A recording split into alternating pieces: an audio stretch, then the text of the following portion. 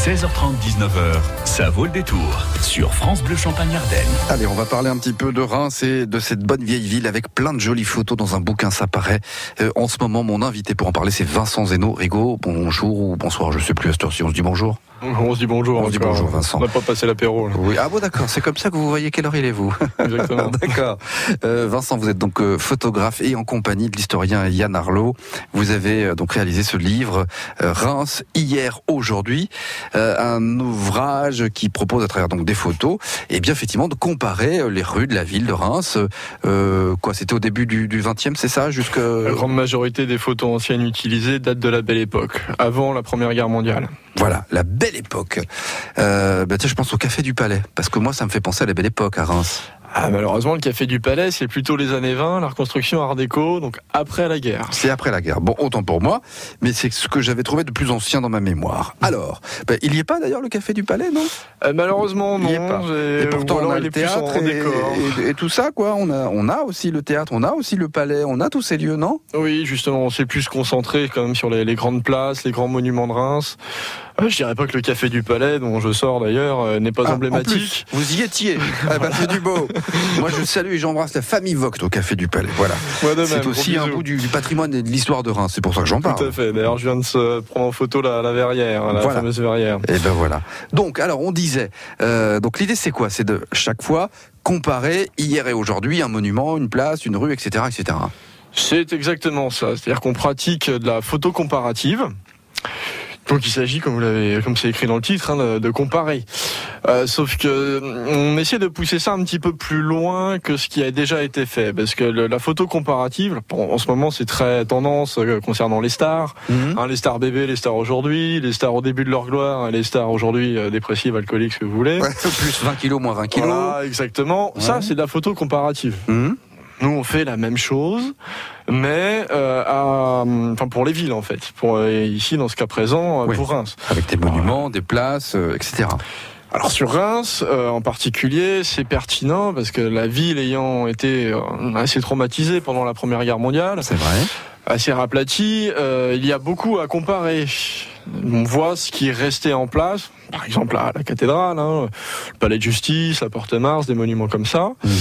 Et ce qui, à l'inverse, a été détruit par les obus et a été reconstruit. Eh ben oui. Et on ne compare pas que le bâti, que l'urbanisme, chacun peut y trouver son compte, parce qu'on peut comparer aussi l'attitude des gens dans la rue, leurs habitudes vestimentaires. Oui, parce qu'on a des vieilles photos, on a des cartes postales, on a des choses comme ça. C'est principalement fait à partir de cartes postales anciennes, comme on dit, donc des CPA, comme on dit dans le jargon, qui globalement ont toutes été prises entre 1905 et 1914. Il y a très très peu de documents qui sont issus de la guerre dans ce livre. Il y en a deux pour tout vous dire. Il y a le parvis de la cathédrale où on voit l'ébrasement de la cathédrale avec l'ange au sourire qui a perdu sa tête. Donc avec fierté aujourd'hui, je peux remettre la tête sur l'ange au sourire. Oui, alors la cathédrale, tiens, j'ai le bouquin sous les yeux. Là, on a deux photos, une noir et blanc, une en couleur. Donc on a avant-après en fait. Et alors finalement, c'est quoi l'intérêt ? Parce que là, c'est la même chose, la photo de la cathédrale. Justement, sur cette photo que vous voyez, alors déjà, elle est exceptionnelle parce que on soit qu'elle soit prise aujourd'hui ou à l'époque. Oui, ce point de vue-là est juste magnifique. On est d'accord. C'est pris de la galerie du Gloria, c'est-à-dire juste au pied de la Rose, à l'intérieur de la cathédrale, ce qui donne une perspective incroyable. Ça, d'accord. Et contrairement aux autres vues de la ville, on a l'impression que finalement dans la cathédrale, à une guerre d'écart, rien n'a changé, elle est telle quelle. Alors qu'on sait que la cathédrale a extrêmement souffert de la guerre, elle a été bombardée par plusieurs centaines d'obus. C'est quand même fantastique, une structure du Moyen-Âge, du XIIIe siècle, qui résiste aux obus du XXe, soit dit en passant. Donc là, justement, la photo comparative, la photo avant-après, rephoto si vous voulez, nous montre que la cathédrale, aujourd'hui, en 2017, elle est quasiment identique, à certains détails près, en tout cas de ce point de vue-là, à ce qu'elle était avant le grand traumatisme des bombardements de la guerre. Bon, en tout cas, c'est très amusant parce qu'on se laisse prendre. C'est pas le cas d'autres rues. C'est vrai, mais on en reparle dans un instant. C'est très amusant, je voulais dire, parce que on se laisse vite prendre au jeu finalement. Regarder les photos, à essayer de trouver les petites choses qui ont changé, etc. Ce livre donc s'intitule Reims. Hier, aujourd'hui, j'ai pas dit les éditions, mais c'est édition Warburg. Warburg, c'est un éditeur allemand. Voilà, c'est ça. Mais pourquoi pas ? Bienvenue à eux. C'est l'Europe aussi sur France France Bleu. Exactement.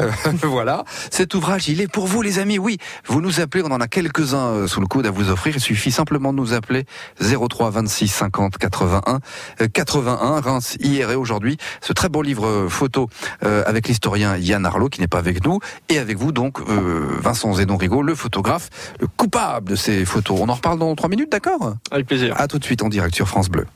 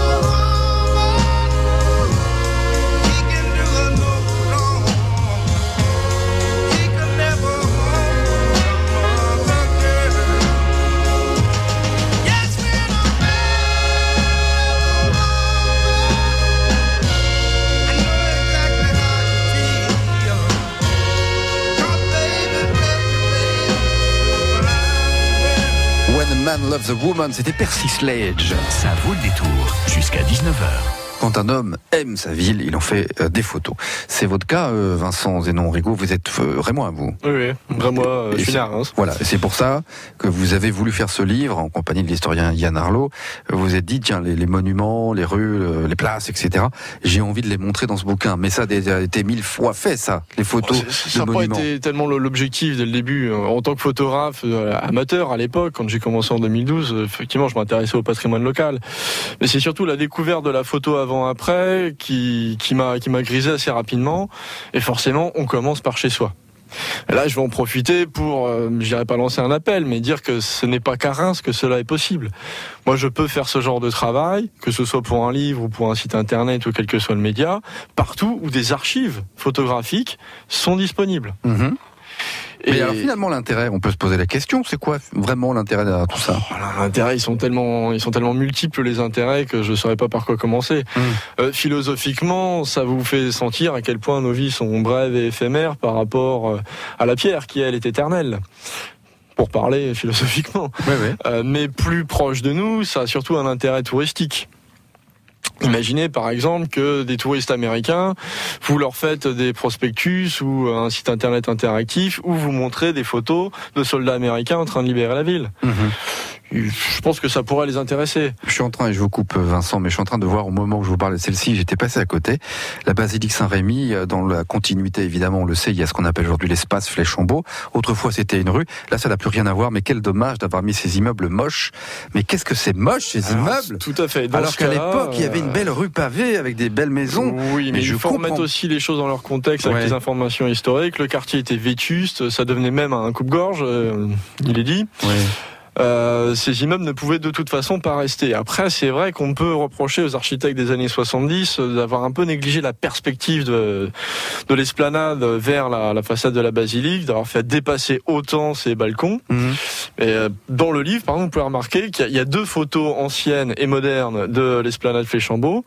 Entre les 2 photos modernes, il y a déjà un changement. Il y a une photo moderne avec l'ancienne esplanade et une photo moderne avec la nouvelle. Donc déjà, les villes changent tellement vite que vous pouvez déjà faire des avant-après avec des photos modernes. Bon, et là, pareil, là, on pourrait le dire sur chaque page. Il y a des choses étonnantes, là. On est juste derrière le collège à Reims. Redonnez-moi le nom du collège que j'ai oublié. Le collège université. Voilà, c'est ça. Avec la place du cadran. La place des 6 cadrans. Voilà, alors qu'elle s'appelle place des loges Coco. Voilà. La photo ancienne vous montre effectivement une horloge à 6 cadrans qui explique cette appellation, qui est toujours utilisée aujourd'hui, alors que cette horloge a disparu depuis 100 ans. C'est vrai, et ça va être autrement de la gueule, hein. Moi, je trouve le fameux cadran à l'époque, hein. C'était autre. Ah bah, moi, je trouve. Bon, bah, voilà, c'est tout. Mais c'est bien qu'avait de la classe. Voilà. Disons-le. Bon, c'est l'occasion de voir tout ça. On pourrait en parler pendant 2 heures. Donc, ce livre, Vincent Zénon-Rigaud, vous l'avez fait avec Yann Arlot. Donc, lui, il est plus pour la partie texte, le côté historique, c'est ça? Tout à fait. Il y va de ses commentaires et de ses, non pas de ses propres commentaires, mais en tout cas, il y va de ses informations, on va dire, en tant qu'historien. Et vous, c'est la partie photo. Et il va falloir qu'on se quitte. On rappelle que tout ça est paru aux éditions Warburg, c'est comme ça que vous dites? Warburg, voilà. Excusez-moi, j'ai pas fait allemand à l'école, voilà. Ça m'apprendra. Et on rappelle aussi que ce livre, il est toujours à disposition au standard de France Bleu Champagne-Ardenne. 03 26 50 81 81 si vous le voulez. C'est maintenant ou jamais. Sinon, où est-ce qu'on peut se le procurer? Dans toutes les bonnes librairies de la ville, hein, la Fnac, la Procure, Guerlain, sur Amazon. Donc, faut bien taper dans le champ de recherche le titre. Hein, Reims hier, aujourd'hui. Vous pouvez le trouver quasiment partout. Voilà. Eh ben c'est formidable. Merci beaucoup Vincent Zénon-Rigaud, le photographe donc pour ce livre Reims hier, aujourd'hui. Bon week-end, il sera long le week-end pour vous ou pas? Ils sont toujours longs les week-ends. Ils sont toujours longs. Bon, c'est tout. On en profite beaucoup. Ouais, écoutez, voilà, vous en profiterez. Merci, à bientôt. 6h moins 10 dans un instant. C'est Chris.